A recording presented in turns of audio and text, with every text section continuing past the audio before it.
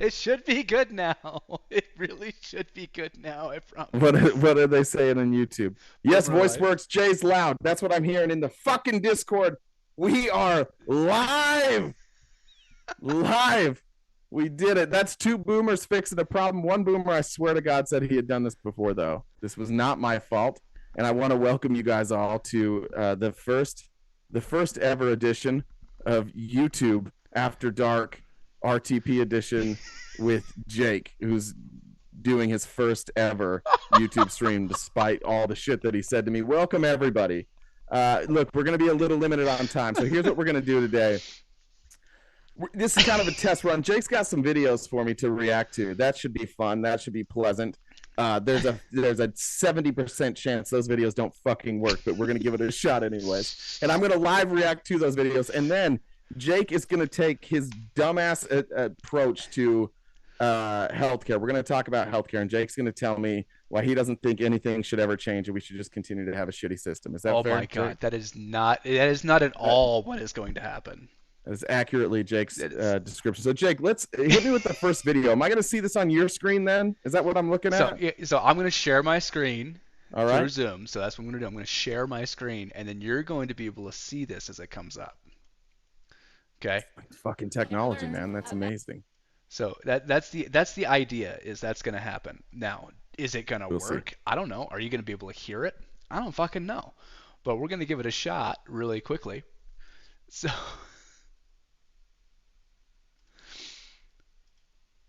all right. So All right.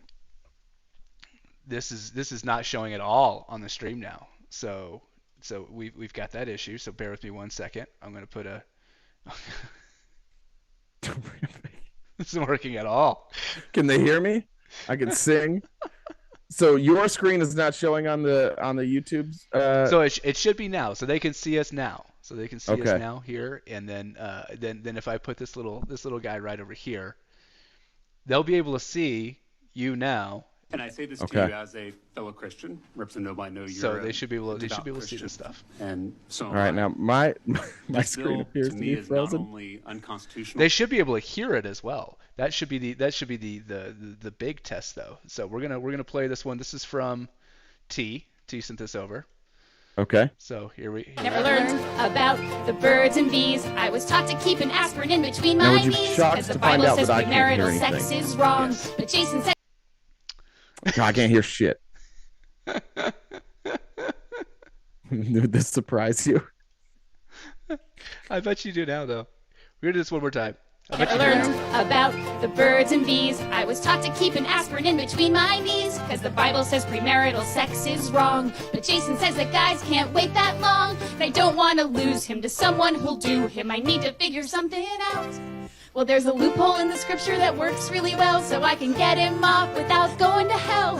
It's my Hail Mary full of grace. In Jesus' name we go to fifth base. Oh, thank you for making me holy.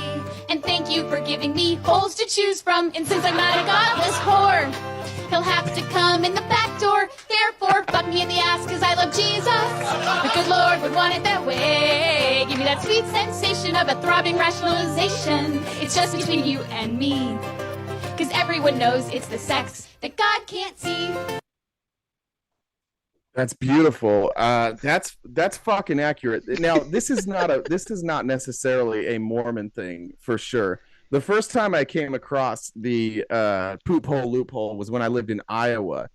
I was living in Davenport, and my friend started dating this really, really Christian girl, and he was what some would call an alcoholic.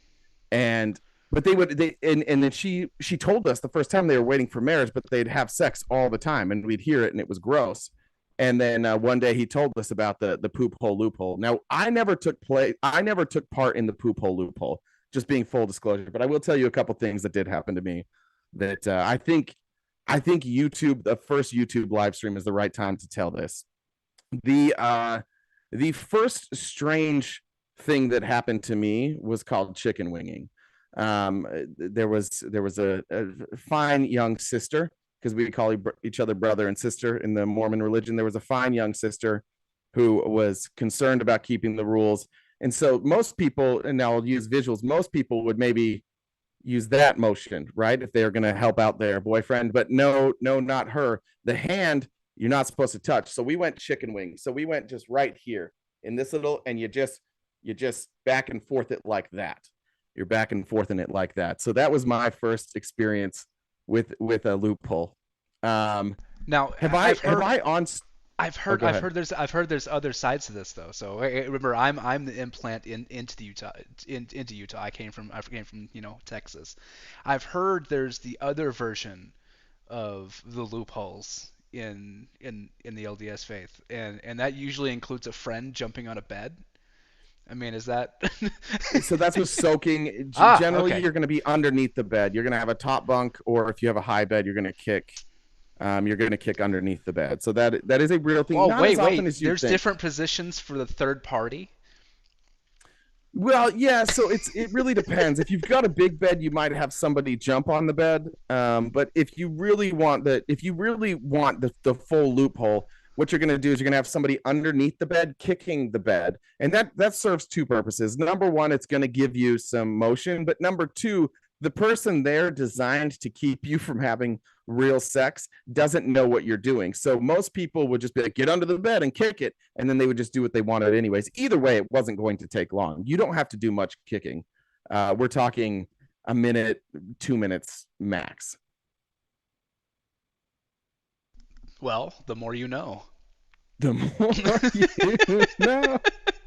Have I ever told the story on stream of the first time I lost my virginity? Oh, you know what? This sounds like a great time for this. So I'm actually gonna pin you up on this one. I'm gonna make sure it's just you, so everyone can see your beautiful face as you tell this one. So go ahead and let the world know. The first time I lost my virginity, I was 17 years old. I don't know if that's true. I might have been 18 years old. I don't know how old I was. I had a girlfriend who was younger than me, so yeah, I must have been 18 because I was able to kind of move about freely. She was still in high school. We would sneak into her house. Her mom would go to sleep. She would drink a lot of wine, so she would go to sleep, and then she was asleep. So the first time I lost my virginity, we transitioned at some point, transitioned from a couch to the floor. They had this nice, like, thicker shag carpet on the floor. It was very thick. It was very plush. And without getting into too many details, everybody's first experience is going to be man on top, woman on bottom. Some would call that missionary. We got into that position. We proceeded into that position. Now, keep in mind, I had Utah sex education. My parents didn't believe in sex education. I'd never learned a goddamn thing about how sex worked, where things went, but I had a good idea.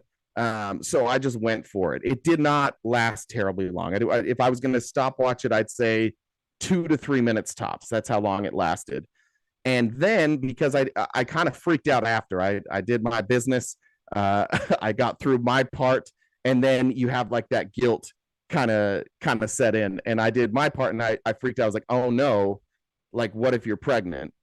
And she's like, why would I get pregnant? And I said, well, that's what happens. Like, this is how this works. Even though I didn't know, I was like, you're still in high school. Like, I can't get you pregnant. And she's like, no, I don't get it. Why would I be pregnant? And I again explained why she would be pregnant. And she said, we didn't have sex. And what I had done is I had missed the hole. And I was between her and the carpet. And because I didn't know what things felt like, and I didn't know what to expect, so she sat up, and the carpet and the back was covered, and it was everywhere. It was a nightmare. We spent the next 2 hours cleaning out the carpet, trying to not make a sound with water, cleaning out the carpet all over. Her mom never said a word. We never talked about it again. But that was the first time I lost my virginity. Welcome to YouTube. Well, this is on the internet forever now. I've told this story. I think I've told it on the live once. There are so many people in the Discord and in the chat going, first time? Track down. That's correct. It's a confusing story. First time met. Oh God. Yeah. There you go. I'm not ashamed. I'm not. I was for a long time. Oh I my told God. this story I kept this story in until like maybe 5 years ago, and I told it to my business partners, and then they made me tell everybody. And so at that point, the story got out, and I was like, "Yeah, fuck it, it's funny. We'll go for it." But the amount of dry humping gifts that are in the Discord right now there you are go. amazing. Oh my God. And I can't even follow that because mine was shockingly normal. Like it was just Are you your saying ever. what? Wait, why are you judging? Why are you judging what's normal? We don't shame here, do we? Is this what we're No, doing I now? said We mine shame was each other? shockingly normal. I'm Well, saying are you yours saying was mine much wasn't more. normal? No, I'm saying Let's yours was so much more exciting than mine. In in a every way, different shape, or way. form. This is so much Yeah. more exciting. Like you had the cleanup after, you Uh-huh. had all of this baggage to unpack. Yeah. Yeah. You It's funny story about this. So then this same girl, I went on my Mormon mission, and when you're on a mission, they like if you have a girlfriend beforehand, they'll like write you letters, and they say like they're writing their missionary and writing Discord writing. And we weren't actually together when I left on my mission, but she would write me letters anyways, and we like it was kind of understood by everybody that like we would wind up being together. And like 6 months in, I got a letter from her, but it had clearly the envelope had clearly been torn, and inside the envelope, instead of a letter from her, was a letter from her mom. And her mom was like, "Do not ever write her again. You are not." She's like, "You're not a good person. You should not be writing somebody. You should be focused on your mission. Do not contact her ever again." So we called it being Dear John. I got Dear John by my girlfriend's mom on my mission, and I don't know if I've ever spoken to her in person since then. But yeah, so it was a really good relationship. It was top tier. This is incredible. Like this is the Thank most you. incredible thing I've ever heard. Okay, Thank you. awesome. So that was the first reaction, everyone. There you go. Yeah, That's reaction only one. Up from here. Only up from here. Okay, what's reaction? Give me video 2. I don't know. Like, where do we go from there? Wow. Shout out HVAC. Shout- For some reason. Just fucking shout out HVAC. By the way, Discord, that was hilarious today what you did to HVAC. That was beautiful. Okay, so here's the next one. Okay. So this one is right up your alley. So you're really gonna love this one in its completion. All right, here we go. Who sympathize with this are sick. They're sick and they're evil, and they're not going to be fixed. You're not going to make them into wonderful people one day. I didn't know you had flies in Iowa. I hate flies. Now, I'll get in trouble for saying that. Cruelty to animals. No, it's true. You know, I said the other day, I was at a place, and there's a beautiful place, but they had like flies. And I said, get fly paper. They said, sir, they're not allowed to sell it anymore because of cruelty to animals. They actually said that. I don't know. Can you get fly paper? It used to be great, right? But they said, you can't do that anymore, sir. It's cruelty. What the hell is going on with this country? But who sympathize with this are sick. They're sick. All right. First of all, my first response is this. This is not terribly far off from conversations I've had with my very real, very liberal girlfriend. She's also very upset about flies, mosquitoes, really any bug that enters her house. Now she also enjoys having like fresh air in her house, so she'll leave the windows and the doors open, and then like, why are there so many fucking bugs in here? So first of all, I think that might just be like people who were like raised a little differently than I was. I had horses. We had flies everywhere. Flies are just part of life. That's actually pretty funny for Trump. Sometimes he's likable, and this is one of those times that I felt like Trump was kind of likable. I did like him. I liked him there. He looks great. His spray tan looks like he's upped his spray tan game, or they're just using different lights. He looks far less orange. He's looking tanned. That's probably like a top 5 Trump clip of all time. I loved that. Well, there you have it. We loved this one. So I mean, that was two pretty stellar reactions. I do believe that the first one was more epic for our viewers. The second time I lost my virginity, just kidding. I'll share that story another time. I We'll lost share my that on virginity 3 episode times. 2 of Jay I After lost my Dark. virginity 3 times, so just be aware of that. Three. There's one Okay, other we've there's got one 3. other crazy story, but I won't tell you that one today. Well, shit. All right. Well, I guess we should probably get into the meat and potatoes of this then. Let's get into it. Let's talk about your fucking opinion on Listen. healthcare. So I won't try and like mislabel your opinion again. I won't do that. But your opinion on for those of you who don't know how Whisper and I met, he came on my live long before he was in the Discord. He came on the live. How long do you think we debated? Oh, we were a good 20 minutes in before for some reason I got terms and conditions or whatever. I got bananaed out of the live. But I didn't do anything.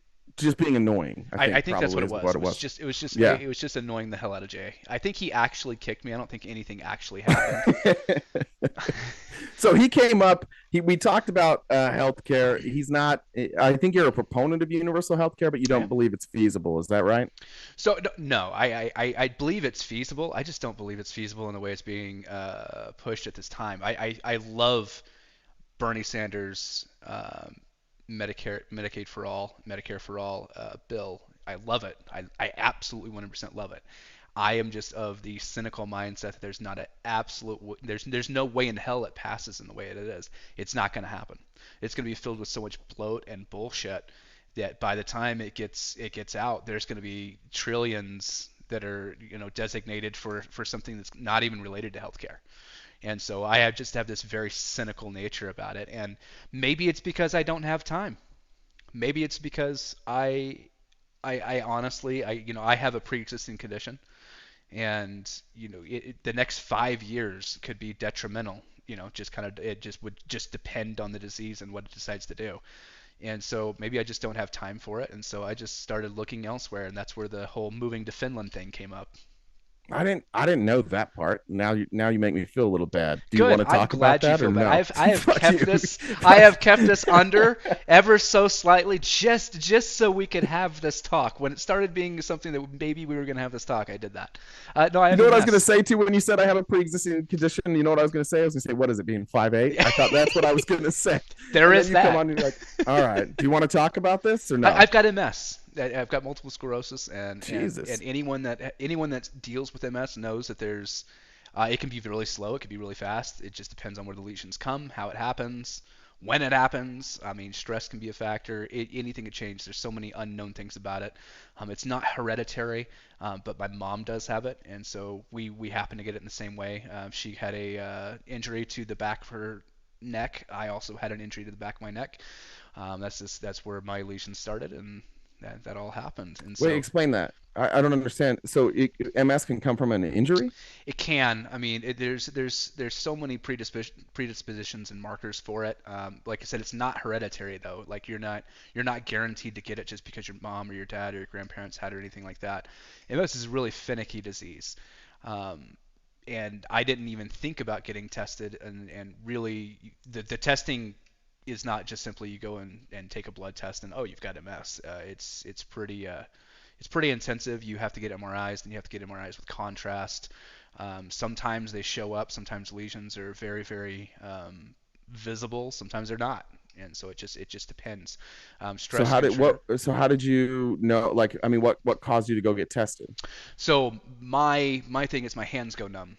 And so it was I was either having pre-diabetic conditions, which is hereditary and does run in my family, or there was something happening nerve-related. And so mine was nerve-related. And so sometimes my hands will just stop working and go just completely numb. I can still move them, but I can't feel them. I get burned or I get cut, things like that. And I don't even know it's there. I just have a tingly feeling in them for long periods of time. That's another Mormon loophole, by the way. Make your hand numb. That's we call that the stranger. Yeah, well, it is. But if your hand is numb, you can't really be. You didn't feel it, so it wasn't your fault. So that's another. And how long ago was this diagnosis? 5.5 years ago. Okay. Yeah, so official. So when you say like it could be slow, it could be fast. Like, is it starting to move? Like, are you getting more numbness now than you So used to? I just I did a lot of I'm kind of following some of the holistic approaches to it, and that seems to be working really great. That works really a lot better for my mom. We both have once again genetics. We have really weird sensitivities to medications. Sometimes they do things they're not supposed to. I'm also really sensitive to. My mom has gone through all. There's three major MS medications that you kind of undergo, and all three of them had a disastrous effect on my mom's health. And so she started taking some holistic approaches, and I started adopting those as well. I don't do What are those this kind of approaches like? Like, what do you do? big major changes in diet, major changes in the way that I hold stress, and that's probably the biggest one, is changing the way that I just dealt with people and dealt with life in general. You become much more relaxed, like you just don't care. It's kind of how people look at me, like kind of like I'm just being laissez-faire, but it's really not. It's just I just can't afford it medically. I don't have time for your bullshit, so I'm just not going to deal with it. And so that Okay. generally just kind of rolls off. Diet like anti-inflammatory type stuff, or Yeah, what's the lots okay? of mushrooms, and not the hallucinogenic kinds. That's Moved over to disappointing. lots of elderberry, lots of vitamin D, lots of magnesium, um, lots of things that you should start with, but everyone should do it, but it's just in higher doses, and just kind of get into those habits. But like I said, anything could change. It could just decide one day that it wants to be super aggressive. I could develop much more lesions and have many more nerve problems. And it could cause anything. There was one point, one of my other symptoms would I would just fall down. You just fall down. Just fucking flat out fall down. I had to stand up and thunk. I could crawl. Just like Really everything go great. numb, or like why do you fall? I had no equilibrium whatsoever. I Like mean, this zero. is I don't want to be this guy, but thank God you're only 5'8", right? Like, if you were No, 6'8", it's this just would your fault. this would be way worse. Stairs were terrifying though for a while. Yeah. Um, So, do you know? Are there signs when that comes, or can you just like timber anytime? uh, yes and no. So you can kind of start. You start to kind of recognize that things aren't quite right. And that's really the only way I could say that is it's just not quite right before something happens. And I don't know how to Okay. describe the feeling other than that. But that's my experience, and there's other experiences that are completely and vastly different in MS. There's some people that experience paralysis. Um, there's some people that experience numbness in different parts of their body. They experience just not being able to physically do anything. Like they're just so incredibly tired, and everything just feels like you're on fire. There's so many different things with MS. MS is just one of those really really weird diseases. Um, Okay. So you're yes. looking at the healthcare then at that point, which has got to be a nightmare for you to get healthcare, right? Yeah, no, absolutely. Private insurance with a pre-existing condition, especially something like MS. So I was talking earlier in the Discord. I pay for my family. I pay about $1,400 a month for insurance, and that's Jesus. 4 people. Um, Generally speaking, for 4 people, usually you can be somewhere around 700 to 800. With a decent plan.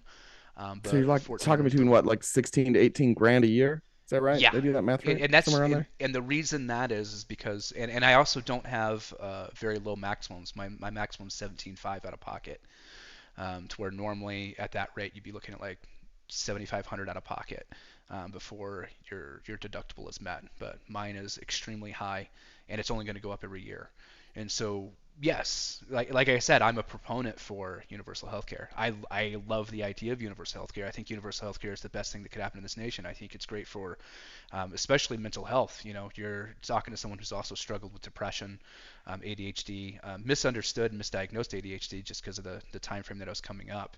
But then that spawned depression, several suicide attempts, and then ended up in the hospital a few times, and then a diagnosis with MS at the same time. Like you're looking at, I live a relatively happy life now, but 10 years ago you wouldn't have recognized me. I was a completely different person. I acted completely different. I was completely different around people. Um, I was much less kind. much less forgiving, much less rolled off. But in that time, since you have all these things happen, you just kind of change your outlook. But that's once again, that's not what this is about. This is about universal health care, and universal health care is extremely important to this nation. But again, I'm going to argue with you. I'm going to argue with you all day and all night long. There's no way in hell that bill is going to pass and it actually be healthy for the United States, especially with this very, very, very, very. This is a leftist thing. This is very common among the left and progressives and young liberals. They think that universal health care just happens. They think that just introducing this bill and all of a sudden, oh, we've got a plan. We've got a 5-year plan for this. You don't understand the debilitating effect that's going to have on the insurance industry, which is a major industry, unfortunately, as corrupt as it is. People are going to be affected. There's going to be job losses. Every percentage that unemployment goes up, 40,000 people are just going to fucking die. That's going to happen. And unemployment and massive changes within our nation are going to happen. And there's going to be major losses if this isn't taken in a very effective approach. We are not a small Nordic country.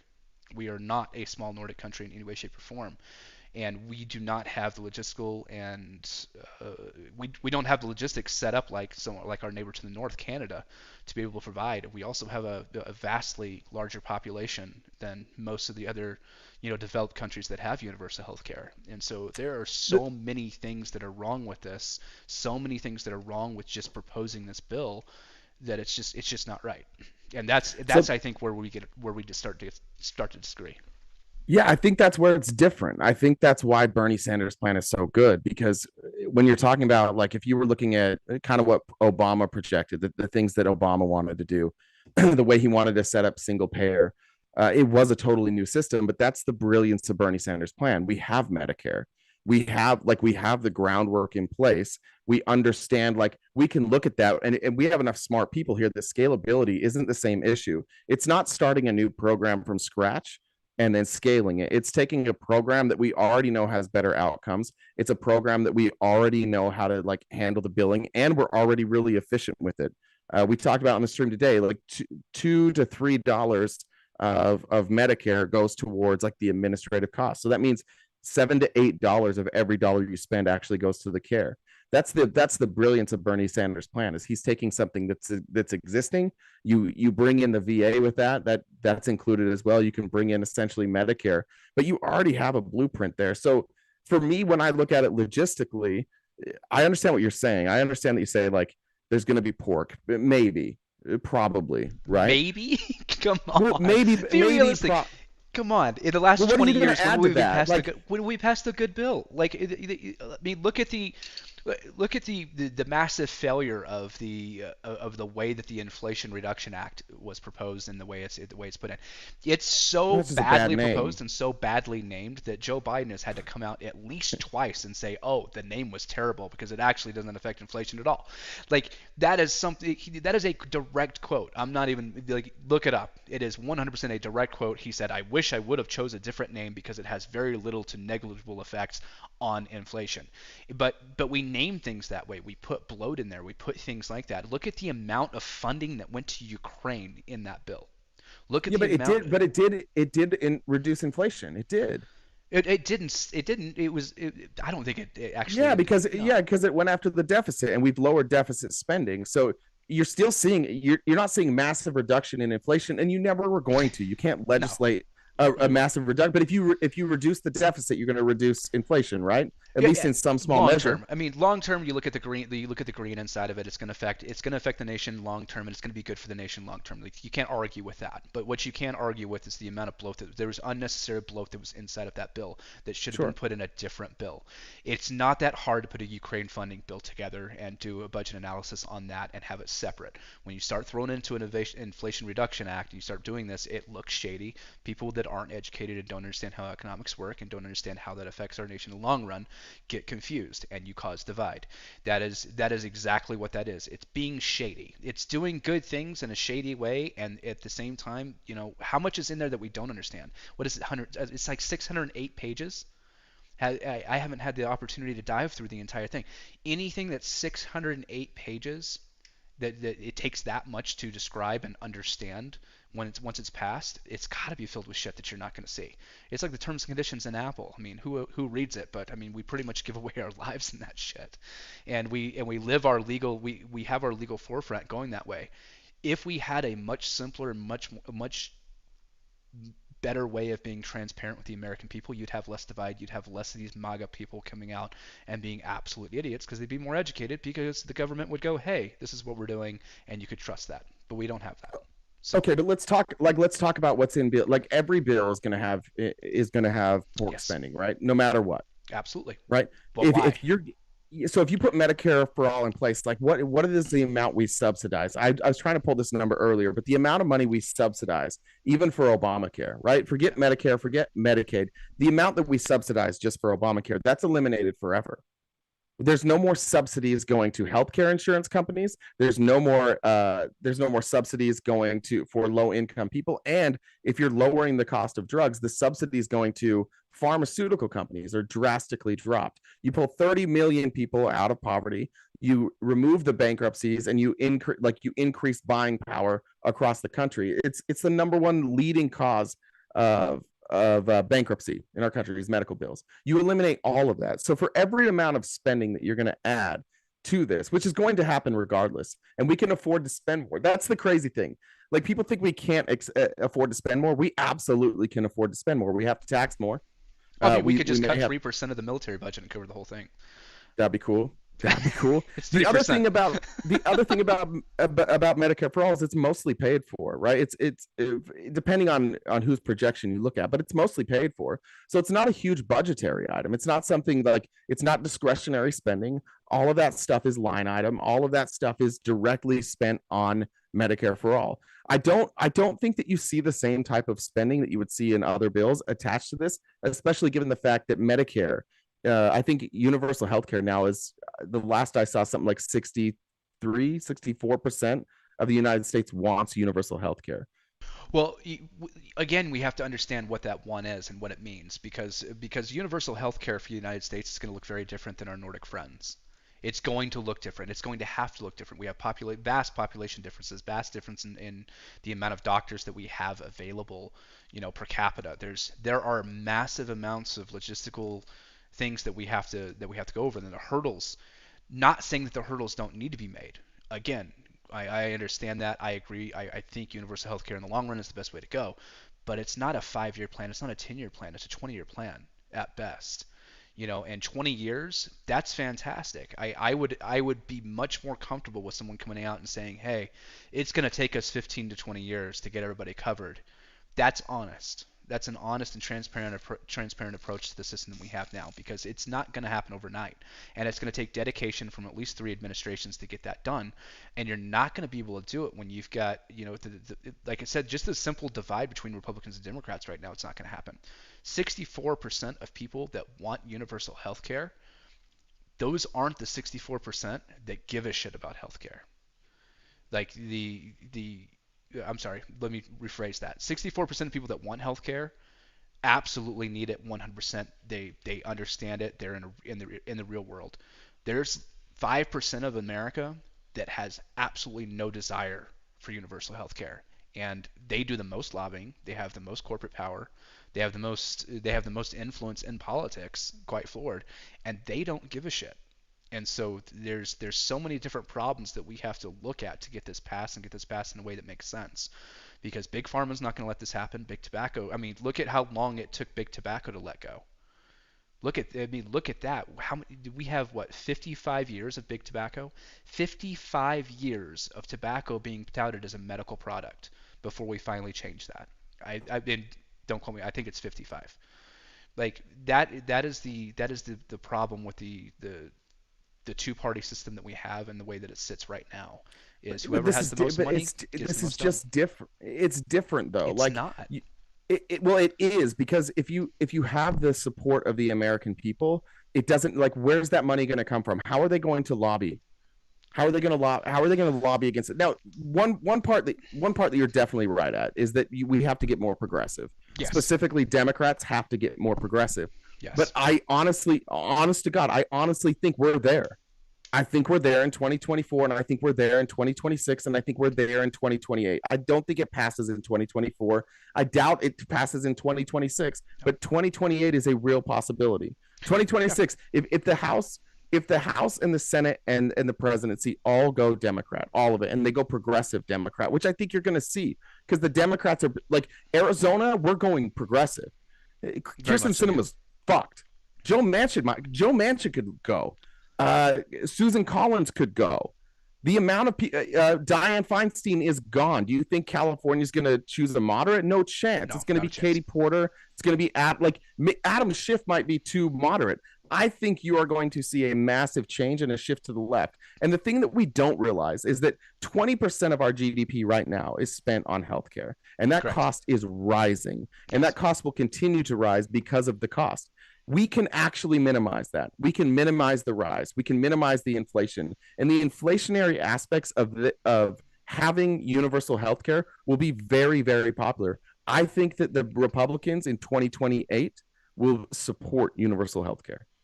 I don't know that they will. And once again, this is where we get to the fence riding part of me. This is where we get to the part that just absolutely annoys the hell out of you. Is I don't see it happening that quick, and I definitely don't see it happening from the Republican side, because once again, the 64% of people that want universal health care don't really matter as far as the lobbying side of things. They're the poorest part of the nation that wants that. Believe it or not, 50% of America is below middle class now. Like, look at that. That's fucking disturbing. And so you've got the wealth disparity has got to be, you have to approach wealth disparity first. That's honestly where it is.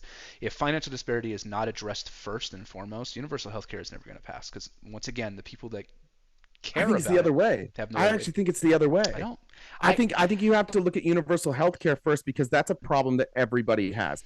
It's difficult. You've seen on the streams, like, it's difficult to convince somebody of not only that wealth inequality is the problem, but how to address wealth inequality. It's not difficult to explain to somebody how to fix Medicare. It's not difficult when we're 13th in the world. It's not difficult when you look at our outcomes, our expected our life expectancy that has dropped for the first time in like 40 years. We're seeing a drop in that. You see with COVID's coming back, or something like COVID will come back. So 40% of the infections that led to COVID can be directly linked to not having health care, and like a third of the deaths. A third of the people you can link to dying because they didn't have health care. When you stand on a stage and you're a Democrat, and you stand on a stage across from other Democrats and other Republicans, and you say those numbers, what's the possible counter? At this point, like, COVID actually probably helped the argument. No, I mean, don't get me wrong.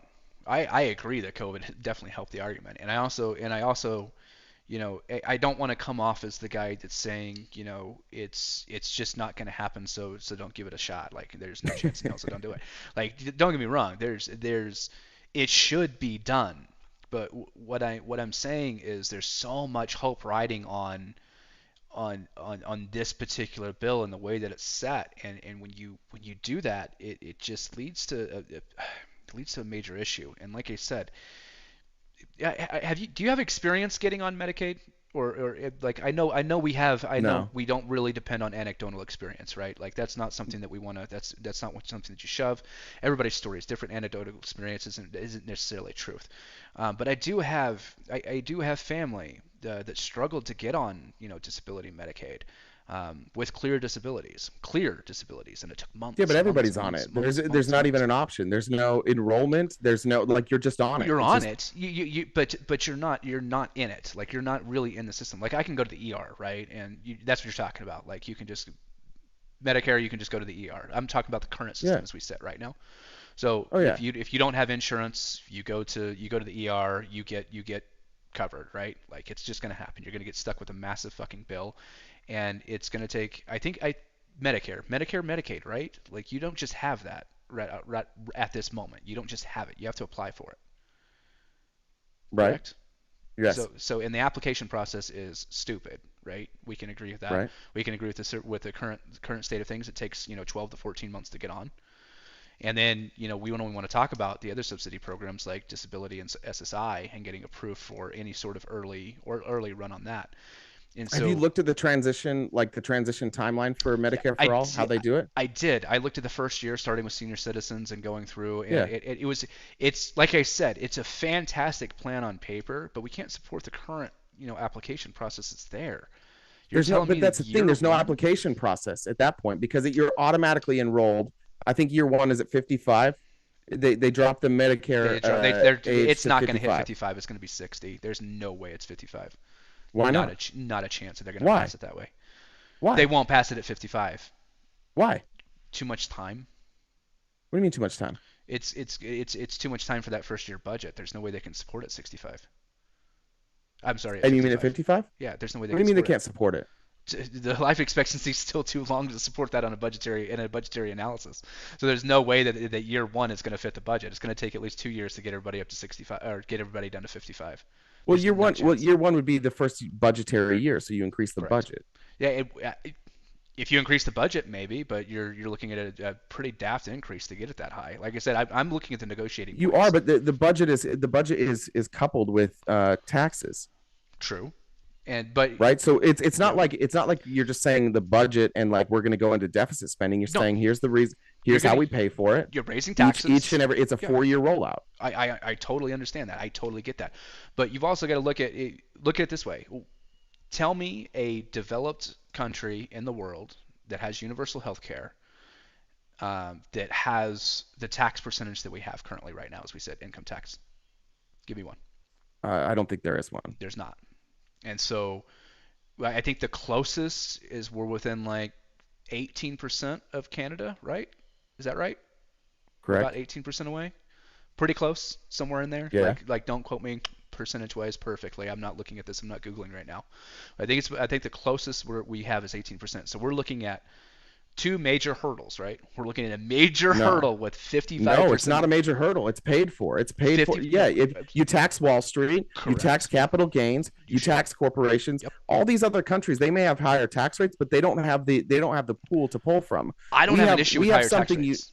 But we don't even have to go there. We have a pool that we can pull from to pay for this that doesn't include a 15% tax rate. We can tax speculation on Wall Street. We have the ability to do that like no other country. We have the ability to tax capital gains. We have the ability to tax corporations. Right now, our corporate tax rate, it might be high, but the loopholes are so big that even just taxing them at their actual tax rate would more than cover this. Simply taxing people what they're supposed to be taxed, we cover it. We have more resources to do this than anybody else. What's Canada going to do? Try and get more money from a fucking moose? They don't where are they going to get their resources from? They have what do they have? They have 35 million people, dude. It's like they're limited. No, I think that's what I'm getting at. Santa Claus is tapped out, man. Santa Claus. Look, come on, you caught me on that one. That was fucking hilarious. There we go. Santa Claus is tapped out. Blame Canada. That's the thing that Bernie did. I don't know if you saw when Bernie went on Joe Rogan, but Bernie's plan is easily paid for, and all of these transitions are easily paid for. And the problem is it's easy to say this is easy to get paid for. It's really easy to say that, and from a moral standpoint, from sitting to where me and you sit, it looks like a duck, it walks like a duck, it quacks like a duck. It's fucking easy. We understand that. Do not get me wrong. I get that it's easy. I get that that's very simple to do. I'm telling you that from a point of where our politics are run and the way that this country operates, that is a huge buy. They would rather stick 15% increase on people to fund Medicare. They would much rather do that because capitalism. We know this. We understand this.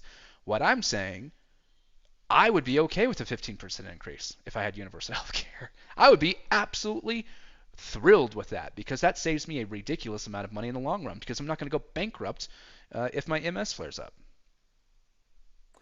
Imagine on any debate stage. Imagine standing across from your political opponent on any debate stage and your political opponent saying, hey, like if we get universal health care, you've got to raise taxes 15%. And imagine being able to look across and say like, no, we don't.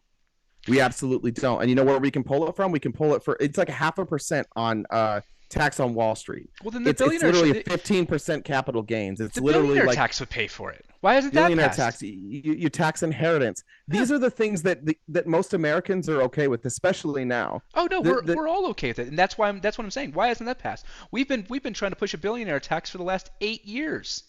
8 fucking years we've been trying to pass a billionaire tax. Why the fuck is that happening? There's no numbers. We didn't have the numbers to do it. You have too many. You have the Nancy Pelosi's. You have the Chuck Schumers. You have the Joe Manchins, the people with power. But like the most powerful person in the Senate, no matter like one of the most powerful people in the Senate, is going to be a senator from California. Always. It's the world's 5th biggest economy. That's probably going to be Katie Porter. If it's not Katie Porter, it's Adam Schiff.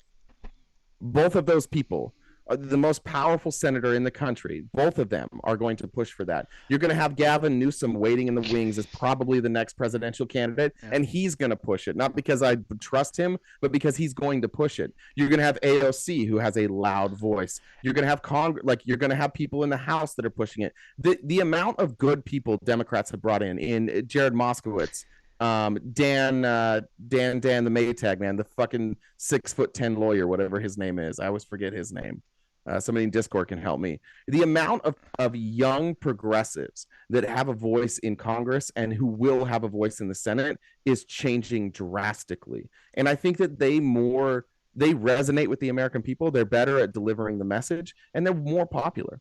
Well, I mean, Katie Porter does it on a fucking whiteboard. I think you can sway somebody like Matt Gaetz. Matt Gaetz is such a pussy, and he's so swayed by like if he loses the governorship in Florida and he stays there, he hates Republicans. He wants to be popular. I think you'll get Republicans to jump on this. I mean, don't get me wrong. Like the Republican Democrat argument is not going. It's not my concern. Like that's really not what it is, because I do feel like the Republican Party is losing steam, and it's going to drastically change in the next 10 years, or it's going to die. Like that's just what's going to happen.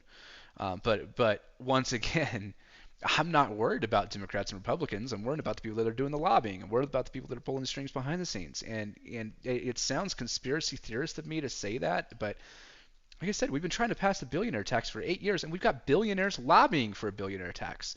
We've literally got billionaires that are putting out ad campaigns and going, hey, fucking tax me. Like, it's literally a thing. You're a business owner, right? Ish. Yeah, but you understand what I'm about to say. As a business owner, because I'm versed in tax law, I get more back. I get more deductions, even as a small business owner. Even as someone that's not even capping, into the income gains, that I really start, being able to write things off and really start doing some loopholes. I still do better than the next person that's making the same amount of money in a salaried position. You and I both know that, because as a business owner, you start really looking at where you can cut. You start looking at professionals. You start really looking in. You're not going to H&R fucking Block anymore. You're hired in CPA, and that CPA is walking you through, hey, you can do this. You can write off this much of your house. You can write off this much of your vehicle. You can write. People just don't fucking know this shit. The tax law is so convoluted as well. Like, why don't we pass the change in tax code? Why don't we make a simplified tax code that's like, hey, fucking income tax for everyone? Then we pay for everything at that point. There's no fucking problem anymore getting funding, because everybody has to pay their fair shake because they buy shit. Everything is fucking a universal sales tax across the board, period, end of discussion, done. All right, you fucking libertarian. That's enough. You fucking caught me. look. Am I wrong, though? Look, I'm not a fan. I like a progressive tax code. I think the more you make, the more you should be taxed. I don't think that the consumption tax works. I don't think that a flat tax works. I think it disproportionately affects the people who put it on a fucking paycheck sliding scale. Make it an income-based sales code for you. Well, why not just make it an income tax that's progressive and close the loopholes? That's the easier way. But if you look at the seats in 2024 that are open, if you look on the Democrat side, you have Arizona, which is going to go blue, and you're going to lose Sinema. She's an independent. Now, I'm trying to remember the guy's name now off the top of my head. I can't remember. He's very progressive. That's going to go from purple to blue. In Ohio, Brown is up for re-election. He's going to be primary. That could likely go solid blue and like progressive blue. Manchin is going to be tested in West Virginia. I don't know that he loses that. In Michigan, it's an open seat. Every open seat for Democrats will go progressive. It will go more progressive. In Michigan, that's going to go progressive. In Montana with Tester, that'll stay the same. Nevada, Rosen stay the same, very progressive. Casey Jr. in Pennsylvania, very progressive. Baldwin. You're going to lose Menendez in New Jersey because he's a fucking criminal, and that's going to go more left. That's going to be a young progressive that takes his place. Absolutely. In every one of these seats, in every single Democrat seat that's going to be primaried, it's almost certainly going to go more progressive, and it's going to go young. And that sends a message to Joe Biden, to Kamala Harris, to everybody, every old hat that like, hey, we're coming. And so get on board with it, or you're going to get run the fuck out. I really do think that 2024 is a landmark year, and this is the opportunity to do it. It's more popular now than ever. It's why we talk about it all the time. And I honestly and truly believe it is more doable now than ever. And I think that like the naysayers are just, I get it. We've talked about this for 20 years. It hasn't happened. We tried it with Obamacare. Obviously, private money came into play, and we didn't get Obamacare like we wanted. We had this fucking garbage hybrid model. But I really do think that we are in a position, just looking at who's up for re-election, that it's going to shift progressive, which forces the Republicans to be more moderate. And I do think that you're going to see these purple states. They're gonna demand from their Republican senators that like, hey, yeah, we need this. This has to happen. I think you will actually get some people to cross over. I really do. Reaching across the aisle would be fun, right? Well, you're seeing it now. Like you're seeing it with the youngest. Matt Gaetz and AOC worked together. That's crazy. And they worked together on corruption, not like some bullshit.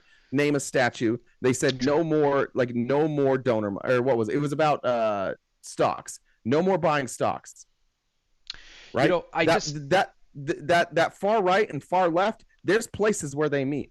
The one thing we learned about Donald Trump is like this populist movement, this idea that fuck the government's only here to fuck us, or fuck big business. Yep. After COVID, it's fuck big pharma, it's fuck the health insurance companies. Right. There's never been a time where the majority of Americans are like, fuck this, to all the players, right?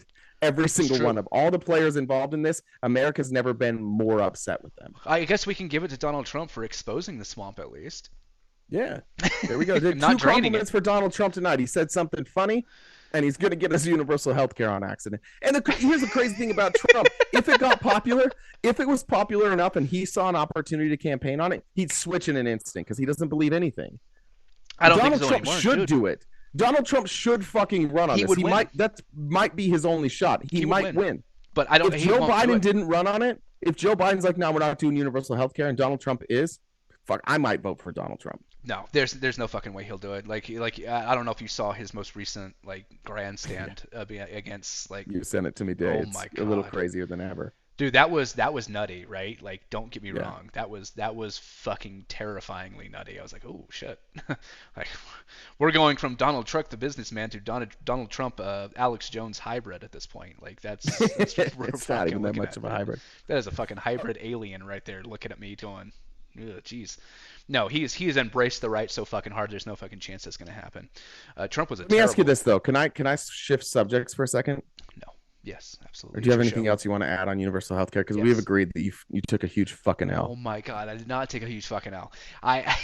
Okay, here I will say this. Okay, so you say 2028, right? Yeah. Okay, you say 2028. We pass Medicare for all, right? Yeah. Okay. So I think you could pass. I think you potentially could pass it 2026. Okay. So let's do this. So the bill goes to the floor next year, right? The bill? The act. It's actually going to hit the floor, right? But probably, yeah. Yeah, it's going to happen next year. 2024 is going to be the first time. 2026 is going to be a secondary vote. 2028 is when you see the hard line. So this next year, I will 100% come on here. I will say I took the L. I'm fucking wrong, and I am rejecting my citizenship to Finland at this point. If that bill passes and it's less than 100 pages long. There's no chance. There's no chance it's less than 100. All right. The thing is, I think on election night, we're going to know if it's going to pass in 2024. We'll know that based on who wins. Well, no, and not Joe Biden, but based on the seats that are up. We may know before that. We'll know beforehand. I think we'll know when it actually hits the floor and actually gets its first round of voting. I think we'll have a really, really good idea. If it's split down the aisle, then we have a much higher chance of getting it passed than if it's a bipartisan support, but it's kind of split down the aisle, and we're looking at 10, 15 votes. It's going to be difficult to get it there, but we'll get it there. What I'm afraid of is it's going to be like, no, we're not going to do this as it sits, and there's going to be just a massive amount of the right just going, fuck no, we're not doing this. If we do see, I don't some think they have sort the of support to do that. Yeah, we'll see. I don't think they're going to have the support to be able to say fuck this.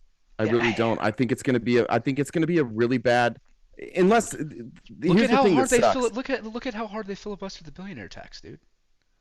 Yeah, that's true. But I think that we're going to see a big change I think they're going to lose seats in the Senate. They're going to lose seats in the House. I think that they're going to find out this is a losing message. And you might be right. Like, I will concede that there is a chance that you are correct on this, but at the same time, I don't think I'm wrong. And we will know this upcoming year how close we stand to this, and we'll also know what kind of bloat they're going to be looking to put into it.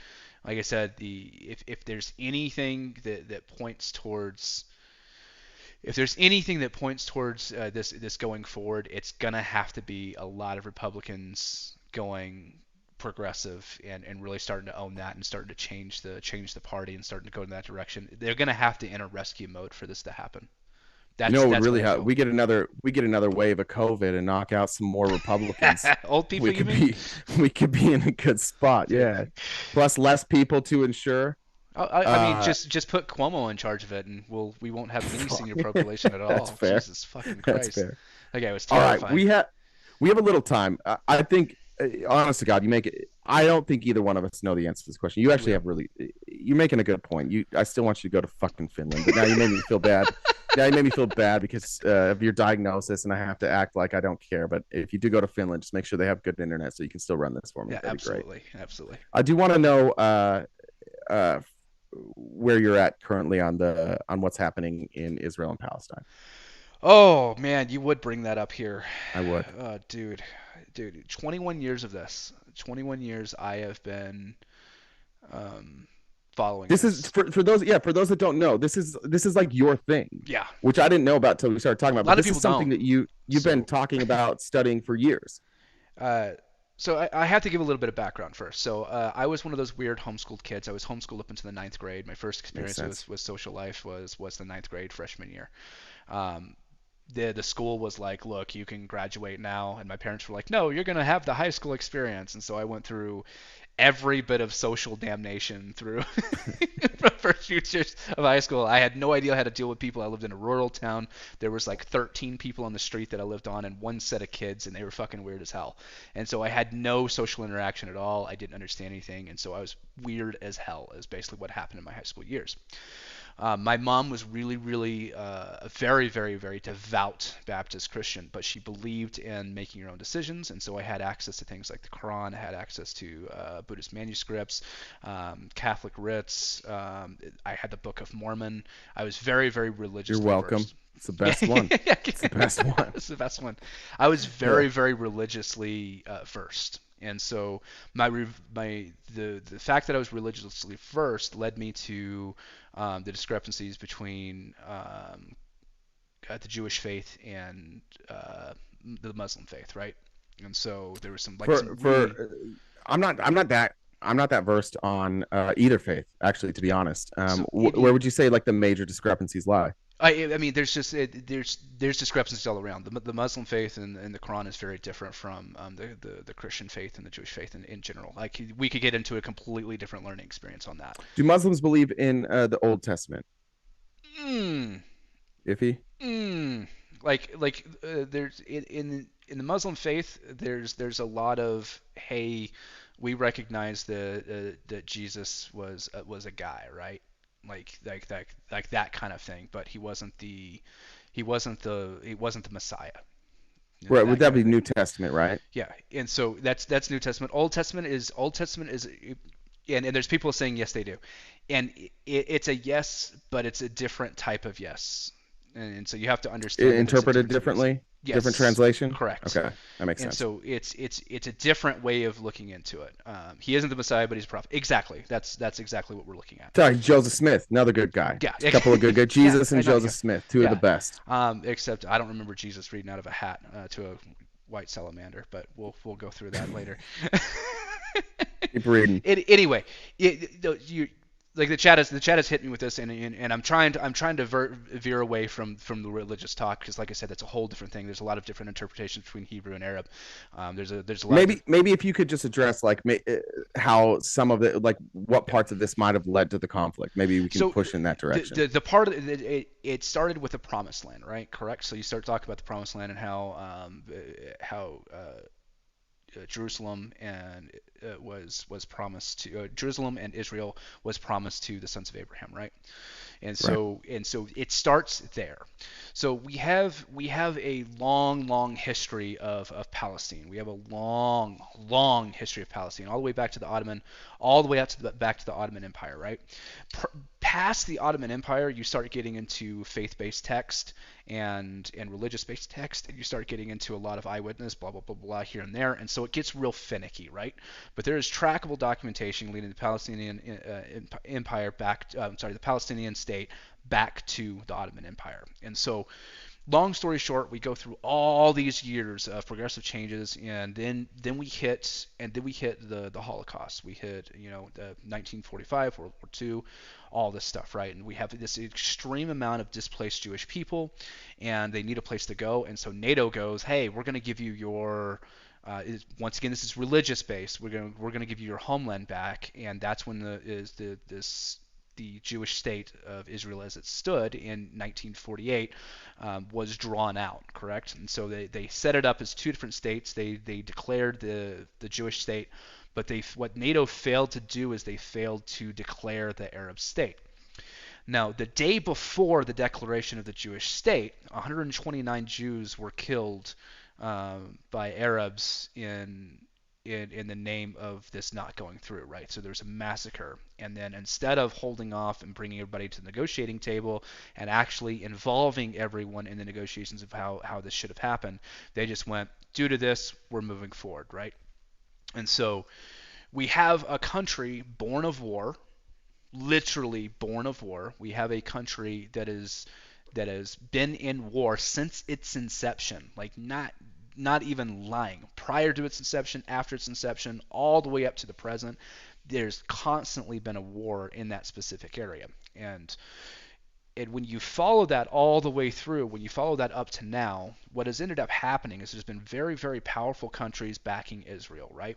Very, very powerful Christian nations backing Israel. And so when you have very, very powerful countries backing a Christian nation based on a Christian faith, let me ask you about that. Is that because of the prophecy? Like obviously, yeah. So obviously, like that's Jerusalem will be given back to the Jewish people. That's part of the prophecy of the return of Jesus as the Savior. Britain correct. rule was that's the whole reason.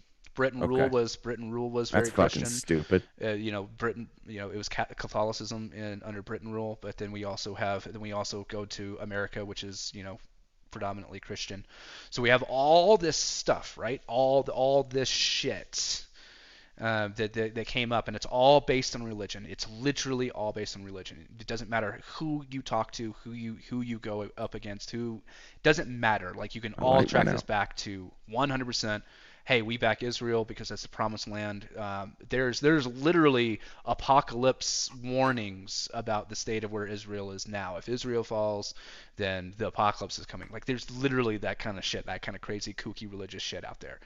And so when you have these crazy developed countries that have massive amounts of funding, including the United States, which has the largest military, we've already been at war with Muslims for years and years, decades. We've been at war with Muslims, right? And so we've already been at war with Muslims, and so of course we're gonna back Israel. Of course we're gonna continue to do that. Of course we're gonna do that. What's that led to since the 6-Day War? I'll go back to this. I'm just gonna go back to the 6-Day War at this point. That was in 1967. So since the 6-Day War, now what you've got is this disproportionate occupation of the Jewish state slowly taking over Palestine, right? And so the Palestinian state, the Arab state, has just slowly, just completely disappeared. And then you've got Egypt, to the south being absolute dickheads. You've got Iran, Iraq, Lebanon, all these places, constantly in insane amounts of, fighting. Like right now, I don't know if anybody's aware, but there is an Israeli evacuation going on right now from the borders of Lebanon because there's a Lebanese movement from Iran. So there's some crazy shit happening there. So we're about to see this conflict is about to blow the fuck up. And then there's all these people that are like, oh, we're going to go into World War III. We have been in World War III since World War II because of this. There are something like 32 developed countries involved in the conflict there. 32 developed countries that are actively involved in one way or the other. They're either on the side of the Arab state or they're either side of the Jewish state. Just depends on who you talk to. Russia's been involved with it. Japan has been involved with it. China's been involved with it. Iran, Iraq has been involved with it. Venezuela has been involved with it. The U.S. has been involved with it. Canada's been involved with it. Fucking Ireland has been involved with it. The IRA, fucking weird fucking place, right? Britain, the EU, various places, various Nordic countries, Switzerland.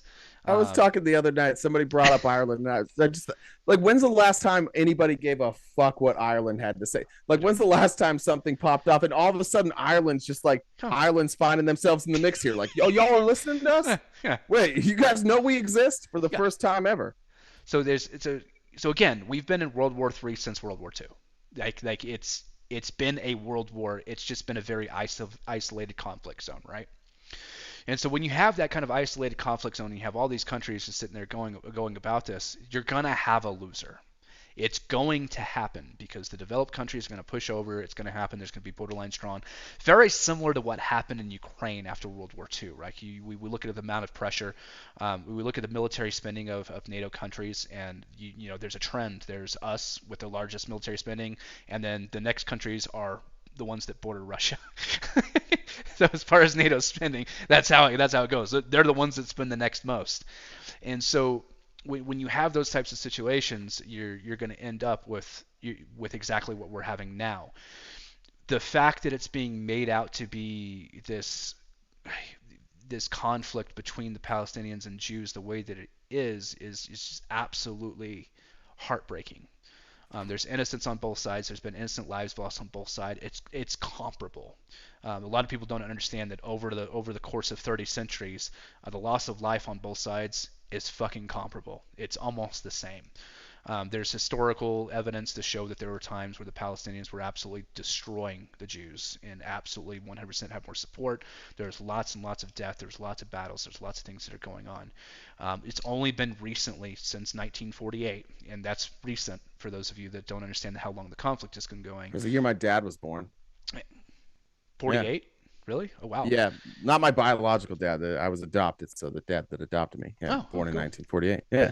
Crazy. So anyway, it's been since 1948 that we started seeing the radical shift in the other direction, right? And so this is not a new conflict. This is just a conflict that has just reached the public eye. Why do you think the radical shift in the other direction? Because in 1948 we established a Jewish state. NATO did that based on religious purposes, and ever since. And so that just felt like Israel felt like now this is ours, so they're treating it more like a sovereign state. That's the whole. Yeah. Okay.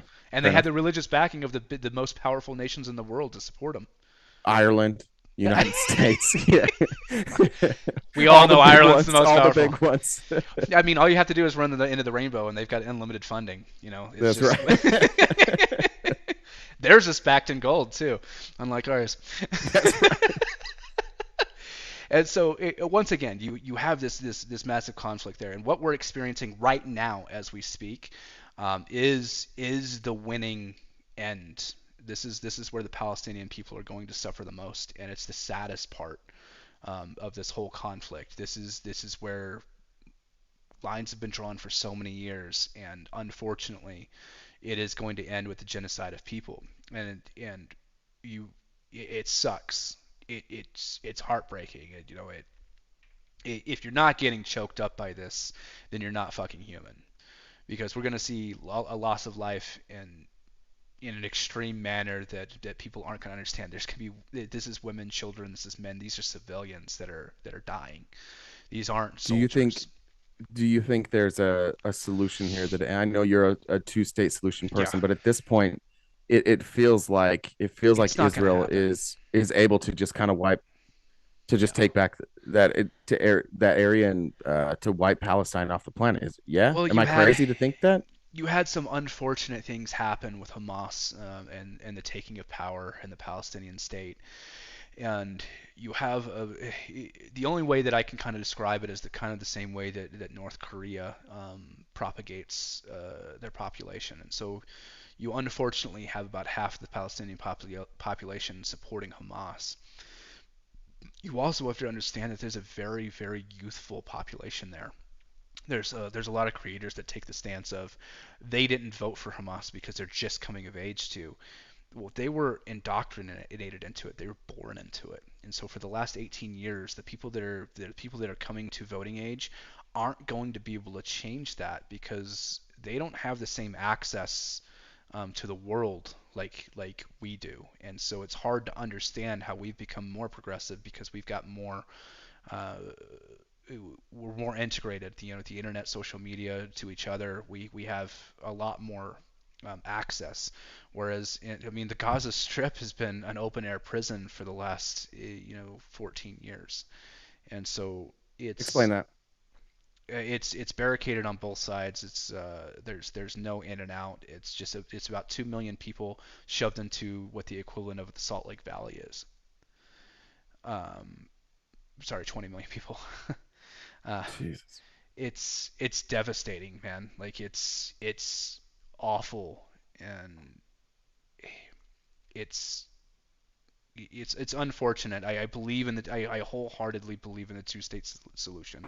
Wholeheartedly believe in the two-state solution. But the only way that that happens is if there's a NATO push for it. A unilateral decision between the 32 countries that are fucking involved with this to go, hey, we're going to get a two-state solution. There's a And lot that of has to people happen now. quickly, right? Now, How like you fucking yesterday, it has to happen. Like the longer that this doesn't happen, the less Palestine is going to exist. There is no stopping this at this point. There are ground forces moving. Palestine is on the verge of eradication. That is where we're fucking at. And that's not just propagating or fear mongering or anything else. It's heartbreaking. It's sad. But NATO would have to come together. The U.S.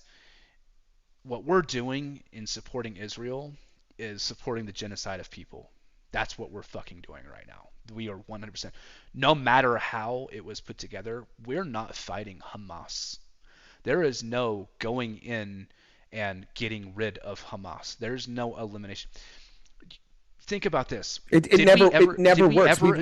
Did we ever eliminate ISIS? Did we ever no eliminate Al no Qaeda? we go after Al Qaeda. We create ISIS. That we create a Failed. vacuum. If you as soon We as you failed. do that, you create a vacuum every time. Yeah. And so that's what the U.S. is propagating, right? We're going in and we're going to eliminate Hamas. Hamas is a bunch of 17-year-old fucking kids. Like you are propagating the genocide of children.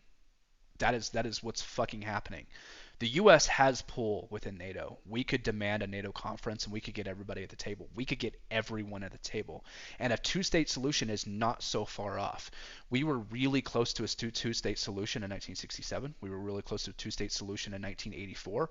We were really close to a two-state solution in 1993. 93. We were really close to a two-state solution in 1997. We were even really close to a two-state solution in 2006. And so it is not so hard to get there. What ends up happening every fucking time is we get super duper close, and then there's an act of terror that pushes everybody back into war. Now, every single time these acts of terrors have just been so conveniently placed around. Hey, suddenly they have this extreme cache of weapons that's been thrown in from either. It's been from either fucking side, doing a genocidal act. And so the world has been propagating this war, and we're just finally going to see a loser on it. That's just what's going to happen.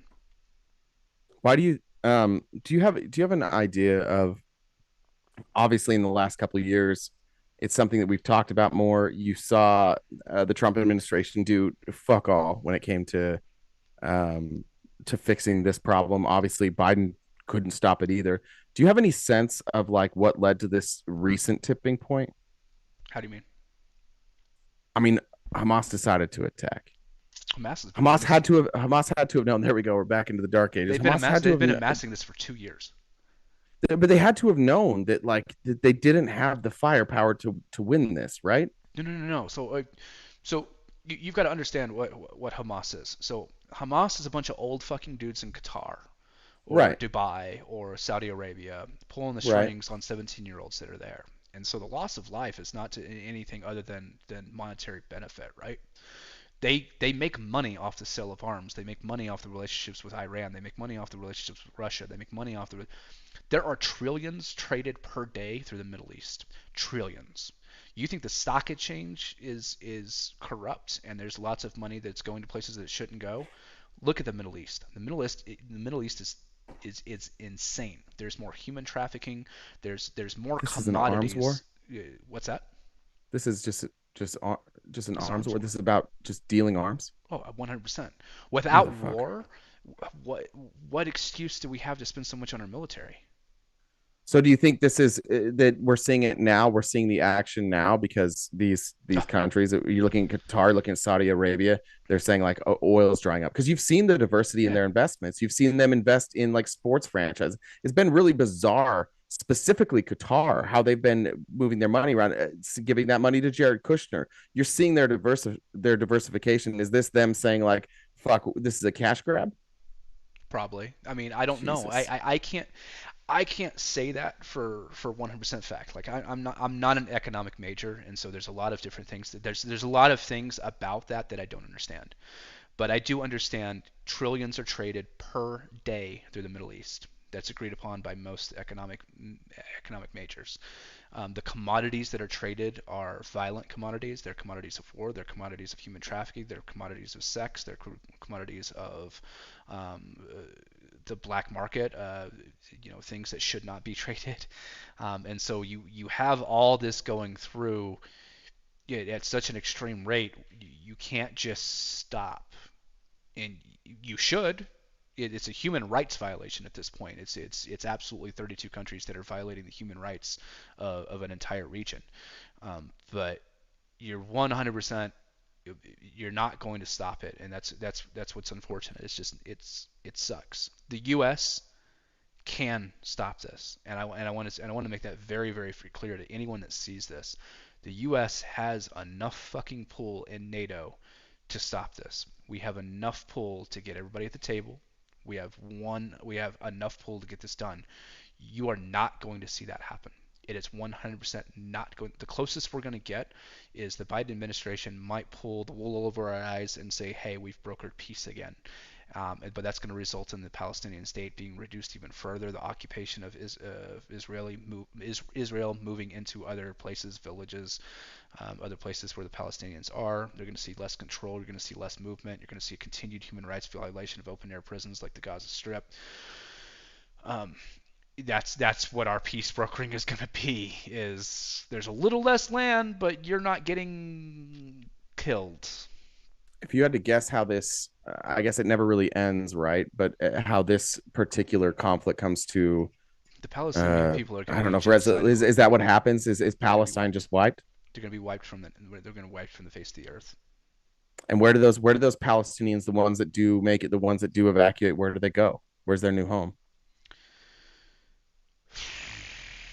There's lots of different places. They'll immigrate to Egypt, Lebanon, Qatar, Saudi Arabia. A lot of the Middle Eastern companies, the countries. I'm sorry, companies, kind of the same thing. Countries. They'll immigrate there, and their culture and lifestyle. The concern. It's going to the go. concern for me is this like, doesn't this just radicalize more people? That was going to be like my next. We get a new Al Qaeda, we get a new ISIS, right? Hamas grows. Hamas recruits off this, right? Correct. And like I said, Hamas is already moving into. They're so already comfortably set in Qatar that they're pulling the strings in Iran, and Lebanon, and they're going to force a war on the Jewish front. It's just going to be Israel versus Lebanon and Iran and all the bordering countries again.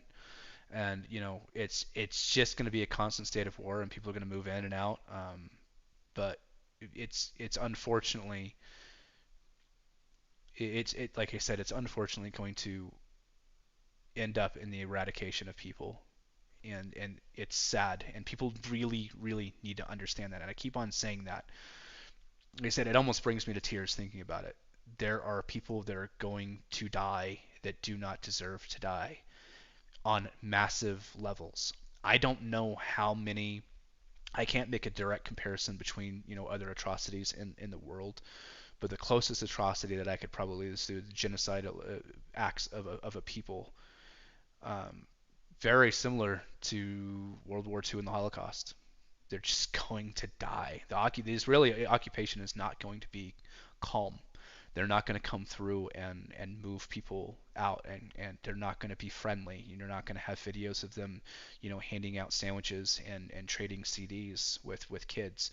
You're going to have videos of them coming through with the arms that we supplied the Israeli people, and they are going to destroy them. They are going to gun them down in the streets. They are going to clear homes. They are going to claim as many Hamas cells as possible, and they're going to claim the lives of infants, of children, of young men, young women that are fighting for something that they've been indoctrinated to believe. That's what you're seeing here. This is not even as bad as Iraq was, and Iraq was terrible. Iraq was absolutely awful. What the United States did there, what other countries did there. Vietnam was awful. The atrocities that you hear about that. The Israeli people are going through with conviction, and they are going to wipe Hamas off the map, and in doing so, they're going to wipe the Palestinian people off the map. I don't know if anybody knows this, but evacuating the amount of people that Israel said to evacuate in 24 hours is logistically impossible in any nation. Yeah. In any place, especially given the way you can exit, right? Correct. And like I said, and once again, I said the closest thing. Bree hit me in the comments. It's not going to be as big as the Holocaust. I said it's the closest thing that I can compare it to, because the way that it's going to happen is going to be the most horrific thing that any population has ever probably experienced, next to some of the tyrannical things that happen in Africa that are still happening to this day in small villages and things like that. You're just going to see things that are just absolutely, it's an atrocity. It's an absolute atrocity, and it's absolutely terrifying and awful. And so the only solution to this, and I say this again, is if the U.S. grows a fucking backbone and decides that we're not going to profit off of the loss of innocent life, and come in and force NATO into a summit and get everybody at the table and do the two-state solution as drawn in the 1967 Accords is not going to fucking happen at this point, but at least we could probably preserve the Palestinian people in some way, shape, or form. There are going to be concessions that Israel is going to have to make, and the only way that they're going to make that is every NATO member is there going, you're going to make these concessions or we're going to stop supporting you. I don't know if people are aware of 90% of the Israeli Air Force is supplied by the United States. They have more F-16s than any other developed country. I sent you the stats on that. They have more F-35s than any other country other than us.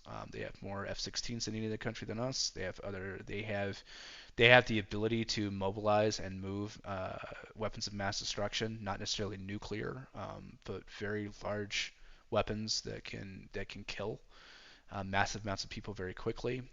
We've seen the use of things like white phosphorus and things that are already against the Geneva Convention. So they're already breaking the rules. They're already doing this. They're going to continue to, and we're supporting them. They're not getting white phosphorus from the black market. They're getting it from us. We are supplying it to them. We are giving it to them. We have white phosphorus in warehouses that we can't use, but we can sell it to people to use. And so it's that kind of shit. And so again, it's a sad state. It's a terrible state. It's a terrible place to be.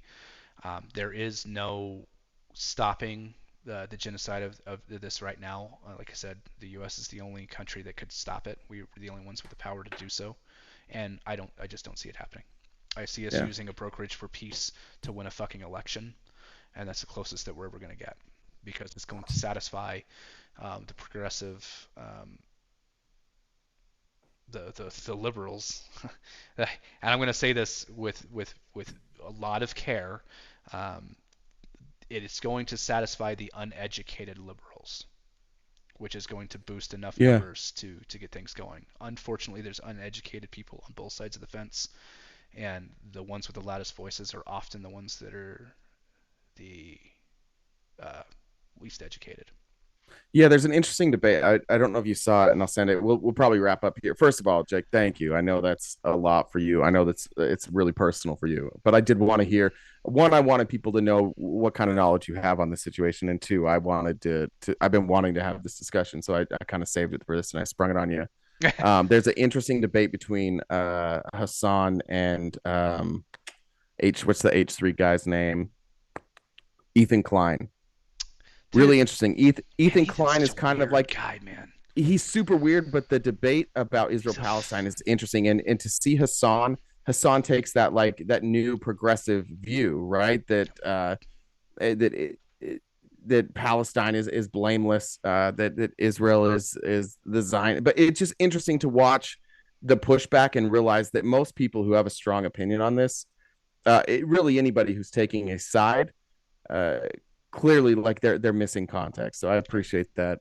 It's honestly there is no side here. Fucking horrific. Yeah.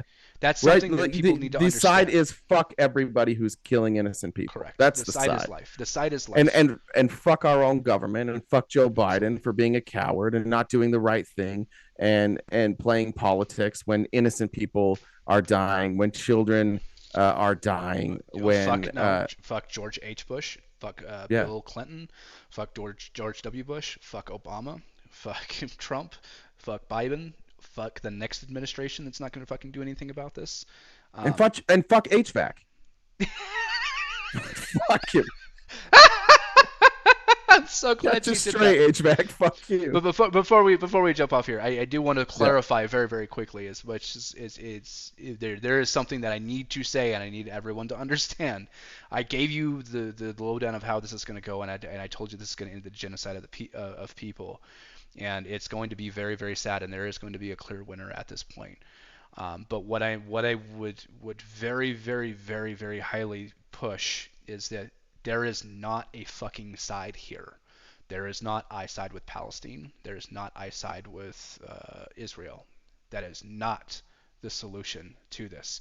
Very rarely in your lives will you ever be in a situation to where choosing a side is the wrong thing to do. Very rarely will riding the fence be the correct way to go about it. This is the guy giving the lecture. This is the guy. Very rarely is that the case, and I admit that in my own fault. I sometimes have a hard time because, once again, there's different parts of my life that I like to view both sides of things, and I do take stands, quite often. But this in particular is not one of those times. You cannot. You 100% cannot take a side and be a morally sound individual. There's absolutely no way to take a side here. This is a loss on both sides. So I just want to be really clear on that. And anyone that's telling you otherwise, particularly there is a fucker on TikTok that is in my crosshairs, and I hope he fucking sees this. The moderate Democrat is a fucking moron. That guy is stupid, actually stupid, and the people that are in his lives supporting his side of it are also stupid. The people that are arguing with him are stupid. There is the amount of stupidity about this conflict that rolls through that man's life is absolutely phenomenal. It is every bit of dumb that we have in this nation hitting that fucking live every fucking day. And every day that I see it, it drives me even wilder because he has no idea what he's talking about. No clue whatsoever. I highly value some of our friends that you're friends with. I highly value Parker. I highly value Dean. I highly value Will. I highly value those guys that have stayed out of this and have not pushed an agenda that they're not understanding and that they don't have the education to back. That is incredible, and that takes an incredible amount of restraint from their ends to not use this as a point to propagate their or to gain more popularity and gain more numbers on social media. And I give them a ridiculous amount of kudos for that. That's all I can say.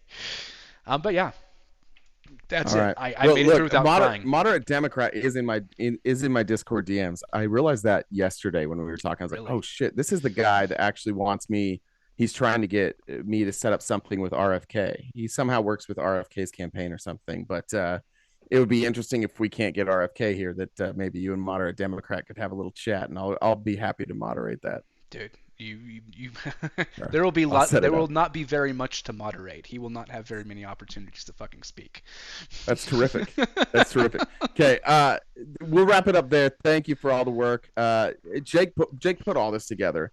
Everything that you're seeing, the whole setup, the logos, the design, getting all this together. I appreciate he's doing it out of the goodness of his heart. And so thank you for that. Hopefully we have less glitches in the future. I don't know exactly what our streaming schedule is going to be on YouTube. We're looking to host more long form discussions like this. We're not looking for like the potato farming of TikTok. We want to bring people on here and have long form 2-hour discussions where we can really like get down into some issues and find some people with opposing views. So that's the goal here. And so if you guys have people that you think we can work with, people that we can bring on and have these type of discussions, please reach out. But Jake, thank you for all Absolutely. that. Is there any last words? Last words. I would love to hear the input of the people that have watched this. One of the concerns that we had was how our chemistry was going to be together. This is RTP's show. This is Jay's show. But ultimately, I'm looking at becoming a co-host for here, mostly kind of in like a back-end Jamie type situation. If you've seen the Joe Rogan podcast, being that support role that's kind of in the back. But when we don't have a major debate going, I'll join into the fray, have some conversations. We want to see how you guys feel about that chemistry, how you feel about both of us working together. It really depends on you guys. You guys support this whole thing. Without you, it doesn't make sense. And I also, my last thing is one of the things that we do have to run at some point is we have to start running ads on YouTube as this grows. And I would love to hear some input on how you'd like to see that go. My initial thought is that we're going to have an ad at the beginning, right when the show starts, an ad somewhere in the middle, and an ad right towards the end. So we'll have 3 for each one, but we won't interrupt the conversations. We'll take healthy breaks, and it'll be a 3.5-hour show. There we go. Yeah. That's it. Any negative impact, give that to Jake because I'm too fragile and sensitive to hear that. No, give all feedback to Jake. Any and all feedback is welcome. Do not upload my DMs. Yeah. I would love to make this my full-time thing. I would love to have, the morning just be some potato farming and then have this be the meat and potatoes. That's more what I'm looking for. As much as I like potato farming, I would much rather have discussions like this. So we have a request. You, Jake. We have a request. Hold on. Okay. Just so we can get this done, right? What song? We have a song? Yeah, we do. Oh, the song? Did they hear it? Yeah. So we're gonna do this one more time. Give us 1 second. All right. No, not that song. The song. Hey, can you play our song? Can they hear that? No, I don't have it on this computer yet, so I don't have it. I don't have it finished. You heard it though, so it's great. It's almost there. Like I'm working out some of the. We have a theme song for RTP, and it's fucking phenomenal. You guys will really like that. It's really fucking epic. So we're gonna turn this shit on. All right, let's go out with this. We'll end on this. No words after the song. Just we'll have this song and then we'll end it. Sounds like a plan to me. So thanks, Jake. I gotta share this shit with you though, so you can actually hear it go through and you can laugh again, because it's hilarious when you see it. So you are seeing this. Hit me with that full screen this time. Oh, I hit you with the full screen? I'll hit you with the full screen. Give me with the full screen. There Max volume. Never learned about the birds and bees. I was taught to keep an aspirin in between my knees, because the Bible says premarital sex is wrong. But Jason says that guys can't wait that long. And I don't want to lose him to someone who'll do him. I need to figure something out. Well, there's a loophole in the scripture that works really well, so I can get him off without going to hell. It's my Hail Mary, full of grace. In Jesus' name we go to fifth base. Oh, thank you for making me holy, and thank you for giving me holes to choose from. And since I'm not a godless whore, he'll have to come in the back door. Therefore, fuck me in the ass, cause I love Jesus. The good Lord would want it that way. Give me that sweet sensation of a throbbing rationalization. It's just between you and me, cause everyone knows it's the sex that God can't see. Thank you, guys. We'll